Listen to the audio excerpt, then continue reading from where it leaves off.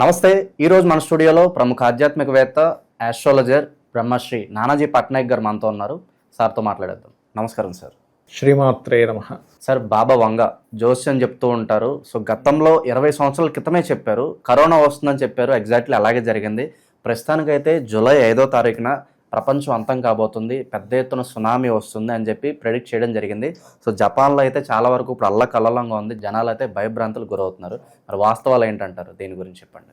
చాలా మంచి ప్రశ్న వేశారండి. ఎందుకంటే ఇక్కడ మన వాళ్ళు కూడా 2019 సంవత్సరం కనుక తీసుకుంటే ఆ సంవత్సరం రాజుని మంత్రి ఎవరు రాజు ఎవరు తీసుకుంటే ఆ సంవత్సరం పంచాంగాల్లో చాలా స్పష్టంగా ఉంది ఏంటంటే రోగాల బారిన పడి అన్ని స్తంభించడం జరుగుతుంది అనేటువంటిది మన పంచాంగాల్లో కూడా రాశారు. అది దానికి ముండేన్ ఆస్ట్రాలజీ అని ఉంటుందండి, మైథుని జ్యోతిష్యం. పాప ఆవిడెవరో మంగా కూడా అంటున్నారు కొంతమంది. ఆవిడ కూడా ప్రెడిక్ట్ చేశారు. ఇది చాలా గొప్ప విషయం ఆవిడ విషయంలో కూడా. కాకపోతే ఒకటేంటంటే ఇప్పుడు ఈ 2 రోజుల నుంచి జరుగుతున్నటువంటి హడావిడి మొత్తం జపాన్ దేశమే నామరూపాలు లేకుండా పోతుంది, ప్రపంచమే అంతమైపోతుంది. ఇంకా కొంతమంది అయితే అసలు ప్రపంచమే అంతమైపోతుంది అంటున్నారు. 2012లో యుగాంతం అన్నారు సార్. ఏది జరగలేదు, సినిమా కూడా వచ్చింది దాని మీద. అయితే ఇది ఎంతవరకు, దీన్ని ఎట్లా తీసుకుంటాం? ప్రపంచం అంతం అవ్వాలంటే అసలు ఏమిటి? కలియుగం ఆఖరి పాదం, కలియుగం ఆఖరిలో ప్రపంచం అంతమైపోతుందండి. ఇది ఇంకా మొదటి పాదంలోనే ఉన్నాం. అంటే అధర్మం ఎక్కువైపోయినప్పుడు కలి భగవానుడు వచ్చిన తర్వాత అప్పుడు ఏంటంటే మనుషులు ఇంతే ఉంటారు, ఇంత మనుషులు పుడతారు. ఆ మనిషి 18 సంవత్సరాలు బ్రతికితే అసలు చాలా దీర్ఘాయుతం బతికడని ఫీల్ అవుతారు. 6 ఏళ్ల వయసుకి పెళ్ళిళ్ళు అయిపోతాయి ఆ టైంకి. అంటే అంత మారిపోతుంది ప్రపంచం అనేది. ఓకే, అప్పుడు ఆ టైంలో కలి అంతమయ్యేటప్పుడు కలి పురుషుడు యొక్క తీవ్రత పెరిగినప్పుడు కలికి అవతారం వచ్చి మొత్తం ఆ ధర్మాన్ని ఎవరైతే ఎక్కువగా పాటిస్తున్నారో వాళ్ళందరినీ హతం చేస్తాడనేటువంటిది ఉంది. మరి ఇప్పుడు ఉండేటువంటి ఈ సంవత్సరం ఉండేటువంటి వీటి పరంగా చూస్తుంటే నేను ఒక 4 నెలల క్రితం వీడియోలు కూడా తీసుకుంటే జలప్రలయాలు అని చెప్పుకొచ్చాం. ఎందుకంటే ఈ సంవత్సరం మన ఈ కుజుడు నీచ స్థానంలో, కుజుడు ఏంటంటే ఫోర్స్ కారకుడు, జలరాశుల్లో ప్రవేశిస్తున్నాడు ఈ సంవత్సరం ప్రత్యేకంగా. అది కూడా కాలసర్ప యోగంలో ప్రవేశించినప్పుడు ఉండే తీవ్రత వేరుగా ఉంటుంది. కామన్గా ప్రతి సంవత్సరంన్నరకు ఒకసారి కుజుడు అక్కడికి వెళ్తాడండి, కర్కాటకంలోకి వెళ్తాడు. అలానే ప్రతి సంవత్సరంన్నర మీకు సునామీలు రావడం, పెద్ద పెద్ద ప్రళయాలు రావడం, రావడం జరగదు.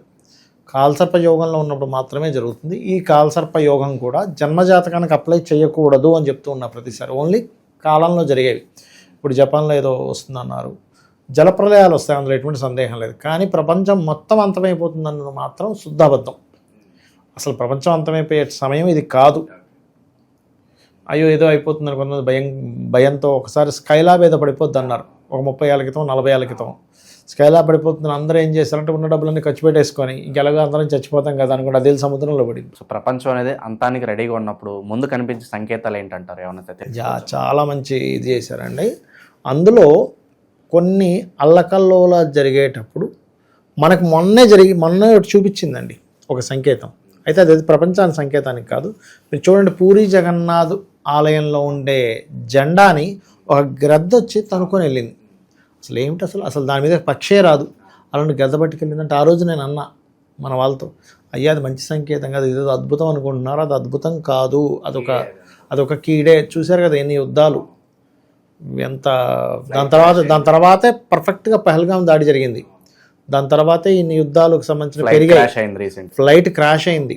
అంటే ఏమిటంటే ఒక గ్రద్ద వచ్చి తీసుకెళ్ళడం ఏమిటి? అందరూ ఏమనుకున్నారంటే అప్పుడు గ్రద్ద అనేటువంటిది గరుక్మంతుడు కదా, విష్ణువు యొక్క వాహనం, పూరి జగన్నాథుడు అంటే విష్ణువు, ఆయన వాహనం వచ్చి పట్టుకెళ్ళింది అన్న, వాహనం లేదు పాడు లేదు అని జెండాను పట్టుకుపోవడం ఏంటి, అది కరెక్ట్ కాదని చెప్పడం జరిగింది అప్పుడు. కాబట్టి ఏంటంటే ఇది ఒక సంకేతం. అలాగే మనకి శాస్త్రాల్లో రామాయణ మహాభారతాల్లో కూడా, మహాభారత యుద్ధం జరిగేటప్పుడు కూడా కొన్ని మహాభారతంలో ఉంటాయి ఈ ముండేన్ ఆస్ట్రాలజీ రిలేటెడ్ సంబంధించి చెప్తాడు. పాపగ్రహాలన్నీ ఒకవైపు సంచరిస్తున్నాయి, భీష్ముడు, ఈ దుర్యోధనుడు, మన ఈ యొక్క ధర్మరాజు, వీళ్ళందరూ మాట్లాడుకుంటుంటారు, ఇవన్నీ ఇటువైపు వెళ్తున్నాయి. కాబట్టి ఇలాంటిది ఏదో ప్రళయాలు రాబోతున్నాయని. ఒకటి పాయింట్ నెంబర్ 1, గ్రహాల యొక్క సంచారాన్ని ఆధారం చేసుకొని మైథుని జ్యోతిష్యము అంటారు, దాన్ని ముండేన్ ఆస్ట్రాలజీ అంటారు ఇంగ్లీష్లో. దాని ఆధారంగా చేస్తారు ఒకటి. రెండవది ఏమిటి అంటే ఇదొక ఎత్తు అయితే, రెండో విషయం ఈ వాళ్ళకి అంటే రాజు ఎవరైతే ఉంటారంటే ఇప్పుడు ఒకప్పుడు రాజరికాలు ఉండేవి. ఇప్పుడు రాజులు అంటే ఎవరు? ఇప్పుడు ఉండే సీఎంలు, పిఎంలు, ప్రెసిడెంట్లు.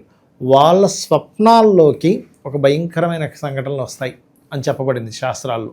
అంటే వాళ్ళకు ఒక, ఎందుకంటే రాజు పరిపాలించేవాడు కదా. ఇప్పుడు ఒక ఇంట్లో ఉండే ఒక మేజర్ అంటే ఒక యజమానికి స్వప్నం వచ్చింది అనుకోండి, ఇంటికి ఏదో ఇబ్బంది వస్తుందని అర్థం. ఒక ప్రెసిడెంట్కో, సీఎంకో, పిఎంకో స్వప్నం వస్తే అది ఆ దేశానికి ఏదో అవుతుందని అర్థం అనమాట. దీనివల్ల ఏమవుతుందంటే ఇది కేవలం ఏదో రావడమే కాకుండా ఒక ప్రెసిడెంట్, దేశ నాయకులు ఎవరో ఒకరు వైదొలిగిపోవడం, వాళ్ళకి గండాలు ఏర్పడడం, అగ్ని సంబంధంగా అగ్ని కురవడం కూడా జరుగుతుందండి. ఈ జలప్రలయాలే కాదు, అగ్ని కూడా కులుస్తుంది, ఫైర్ రైన్స్ లాంటివి పడతాయి, అలాగే ఈ సునామీ లాంటివి వస్తాయి. కానీ ప్రపంచం అంతమైపోవడం జరుగుతుంది. దీనివల్ల నష్టం జరుగుతుంది, జన నష్టము, జనాలు పరుగులు తీయడం జరుగుతుంది. కానీ ఈరోజు ఏదో రేపు 5వ తేదీ కల్లా మొత్తం అయిపోతుంది, 5-6 తేదీల కల్లా మొత్తం అయిపోతుంది కాబట్టి ప్రపంచమే లేదు అనేటువంటిది మాత్రం కాదు. జలప్రలయాలు అయితే వస్తాయి, జలపరంగా కొంతవరకు తీవ్ర వర్షాలు పడతాయి, కొంచెం ఇవన్నీ జరుగుతూ ఉంటాయి. కాకపోతే శుక్రుడు మనకి ఓన్ హౌస్లో ఉండి కొంత సేవ్ చేస్తాడు. జూపిటర్ ఈ సంవత్సరం 3 రాసులు మారుతున్నాడు. 3 రాసులు మారేటప్పుడు దాని సంకేతం ఏమిటి అంటే, 3 రాసులు మారుతున్నాడు. ఒకవైపు ఆర్ద్రా నక్షత్రంలో ఉన్నాడు. ఆర్ద్రా నక్షత్రంలో ఉండి రాహువు, గురువు పరివర్తన అండి. ఇక్కడ ఎప్పుడు కూడా ఒక ప్లానెట్ జన్మజాతకంలో నక్షత్ర పరివర్తన, రాశి పరివర్తన, గోచార పరివర్తన అని 3 ఉంటాయి. ఈ గోచార పరివర్తనలో కనుక ఎప్పుడైనా రాహుతో పరివర్తన జరిగి మళ్ళీ శని దాన్ని అటాక్ చేసినప్పుడు ఏమవుతుందంటే జన నష్టం అధికంగా ఉంటుంది. కాబట్టి ఇటువంటివి ఉన్నాయి. కాకపోతే దేశం మొత్తం ప్రపంచమే ఏమీ లేకుండా అవ్వదు. కొన్ని దేశాలకు ముప్పు, జలప్రలయాలు, కొంత ఇబ్బంది మాత్రం పడతారు, అందులో ఎటువంటి డౌట్ లేదు. దీని నుంచి మరి బయటపడడం ఎలా? ఇప్పుడు ఎలా అంటే, ఇప్పుడు మన వాళ్ళే జపాన్లో కూడా ఉండుంటారు, కొంతమంది వేరే వేరే దేశాల్లో కూడా ఉండుంటారు. అలాంటి వారు వాళ్ళ ఇష్టదైవ స్మరణ కనుక చేసుకుంటే ఖచ్చితంగా స్వామి రక్షిస్తాడు. అది సార్, మనం ఇప్పుడు విశ్వవసునామ సంవత్సరంలో ఉన్నాం. సో ఈ సంవత్సరంలో ఖచ్చితంగా బ్రహ్మంగారి కాలజ్ఞానం ప్రకారం జరగబోయే ఒక 5 సంఘటనలు ఏదన్నా చెప్తారా? అంటే ముందుగానే జాగ్రత్తగా ఉంటారని చెప్పి. అంటే ఎక్కడ కూడా బ్రహ్మంగారు సంవత్సరం పిన్ పాయింట్గా చెప్పలేదండి. ఆయన కాలజ్ఞానాన్ని మీరు కనుక తీసి చదివితే ఆయన అన్నీ ఏంటంటే, పలానా చెట్టుకి పాలు గారుతాయని, ఇంత చిన్న ఏజ్ పిల్లలకే సంతానం కలుగుతారని, లేకపోతే ఇలా చాలా విషయాలు అంటే ఈ కలియుగంలో జరుగుతాయి. వాయు వరుసలు లేకుండా ఇలా ప్రవర్తిస్తారని, ఇవన్నీ ఎందుకు చెప్పి, స్త్రీలు రాజ్యాలు ఏర్తారని. ఇందిరాగాంధీ చూసారు కదా మీరు, ఇందిరాగాంధీ, మన జయలలిత, వాళ్ళ రాజ్యం ఏమిటి అసలు అది వెళ్తారని ఇట్లాంటివి చెప్పుకొచ్చారు. కానీ పర్టికులర్గా ఇయర్, మంత్, డేట్తో ఎక్కడా చెప్పలేదు. ఈ వంగబాబా విషయంలో కూడా వాళ్ళు ఏమి డేట్ ఏం రాయలేదు, వీళ్ళు అడ్వర్టైజ్మెంట్ చేస్తున్నారు.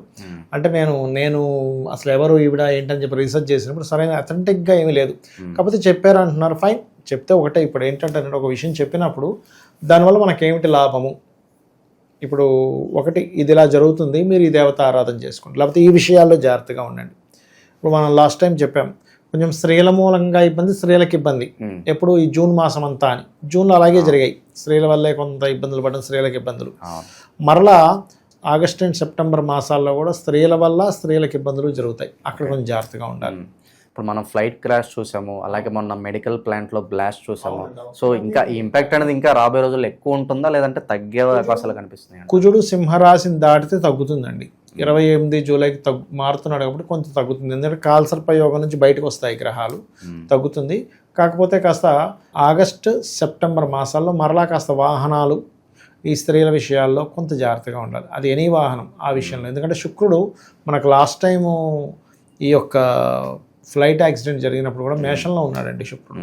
మేషంలో ఉంటూ కేతువుతో చూడబడుతున్నాడు. అందుకని చూసుకోవాలి. ఇంకోటి ఏంటంటే, ఎప్పుడైనా ఒక ప్లానటరీ పొజిషన్ కనుక యూనివర్సల్గా అంటే మనకి గోచారంలో ఉన్నప్పుడు, అంటే ఇప్పుడు ఏమున్నాయి, కుజుడు కేతువు కలిసి ఉన్నారు, శని రాహులు కలవబోతున్నారు శనైనకు వచ్చి. ఎవరి పర్సనల్ చార్ట్లో అయినా ఈ కాంబినేషన్ ఉంటే వాళ్ళు ఇంకొంచెం జాగ్రత్తగా ఉండాలి. వాళ్ళ జన్మజాతకంలో కుజకేతువులు కలిసి ఉన్నారు, శని రాహులు కలిసి ఉన్నారు, వాళ్ళు కొంచెం అప్రమత్తంగా ఉండాలి. వాళ్ళకి ఏ భావం అయిందో, అంటే ఫస్ట్ హౌస్ అయిందా, సెకండ్ హౌస్ అయిందా చూసుకొని దాన్ని బట్టి వాళ్ళు ఆ జాగ్రత్తలు తీసుకోవాలి. సో రాబోయే రోజుల్లో ఏదో ప్రళయం వచ్చేస్తుంది అని చెప్పి ఏదేదో చెప్పి భయపెట్టేస్తున్నారు. అసలు వాస్తవాలు ఏంటి, రాబోయే రోజుల్లో ఎలాంటి పరిస్థితులు మనం చూడబోతున్నాం అనేది మీ మాటల్లో అద్భుతంగా వివరించారు. ధన్యవాదాలు. శ్రీమాత్రే నమః.